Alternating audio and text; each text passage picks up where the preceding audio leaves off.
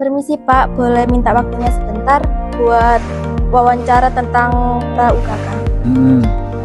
Gini Pak, bagaimana Bapak memastikan bahwa uji kompetensi keahlian dilaksanakan agar sesuai dengan standar yang telah ditetapkan? Ya, yang jelas bahwa UKK itu kan ada beberapa model ya. Uji kompetensi keahlian itu ada beberapa model ya. Nah, kita ini SMK Darun Naja mengambil model yang ketiga, yaitu model mandiri ya. Di model mandiri itu sudah ada banyak instrumennya, ada perangkatnya. Salah satunya adalah instrumen verifikasi tempat uji kompetensi ya. Jadi sebelum ujian dimulai, tempatnya ini, tempat uji kompetensi diverifikasi dulu ya. Dan hasil dari verifikasi ini nanti berupa layak, belum layak atau tidak layak gitu kan ya. Nah, jadi hasil verifikasi ini nanti dia berupa layak, belum layak, layak bersyarat ya. Nah, jadi kalau pertanyaannya bagaimana Pak Syukur memastikan uji berjalan dengan lancar, ya yang pertama dari tempat uji kompetensinya dulu ya. Apa yang dipastikan? Satu, memastikan terkait dengan peralatan ya. Ini saya contohkan di sana, misalnya di sini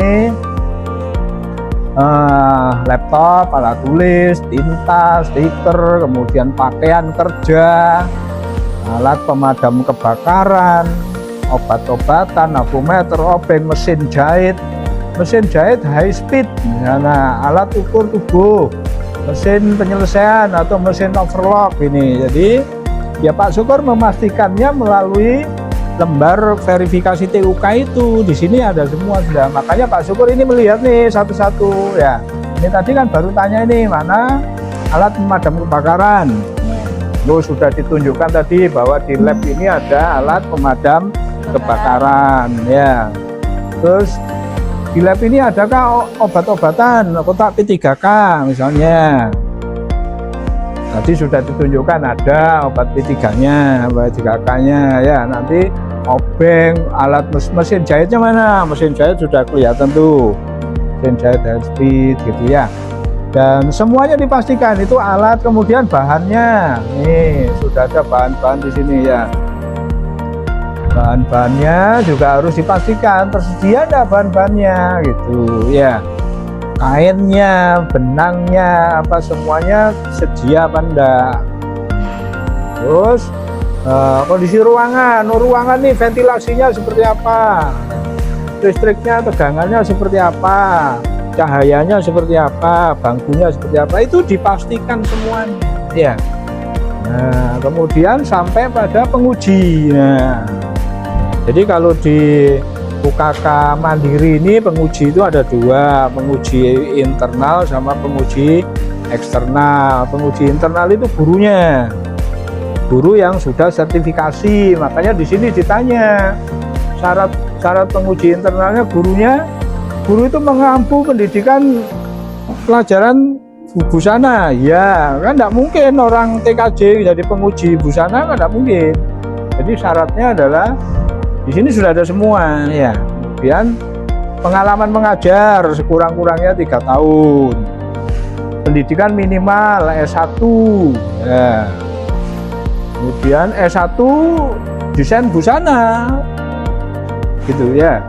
Kemudian pernah mengikuti pelatihan, magang, sertifikasi kompetensi apa enggak gitu.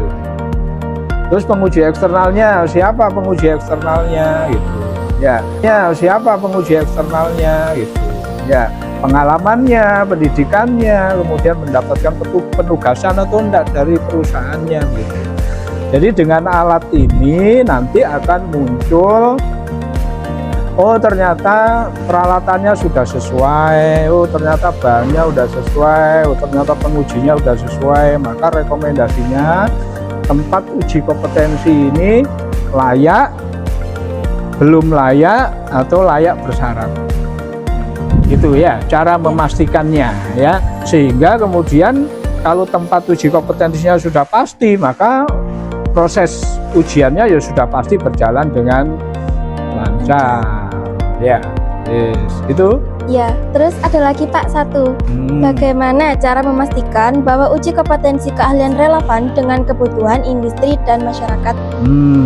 Ya, yang pertama yang dipastikan adalah kalau uji kompetensi model mandiri ini kan kerjasama dengan dunia usaha, dunia industri. Ya, nah yang pertama bahwa benarkah dunia usaha industrinya ini sudah kerjasama dengan sekolah? Minimal ada 1 tahun kita pernah kerjasama dengan industrinya. Jadi minimal kita sudah 1 tahun kerjasama. Artinya kalau kita sudah minimal 1 tahun kerjasama itu kan kita sudah tahu bahwa oh ternyata uji UKK ini di SMK ini sudah sesuai dengan kebutuhan dunia usaha industri. Itu ya, kemudian dipastikan juga karena uji mandiri ini menggunakan perangkat instrumen soal yang ditentukan oleh pemerintah. Nah, tetapi penguji internal dan internal ini tadi bisa bekerja sama dengan keduanya itu kerjasama untuk melakukan mengembangkan soal.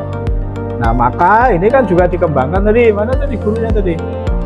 Ya, Bu, siapa tadi?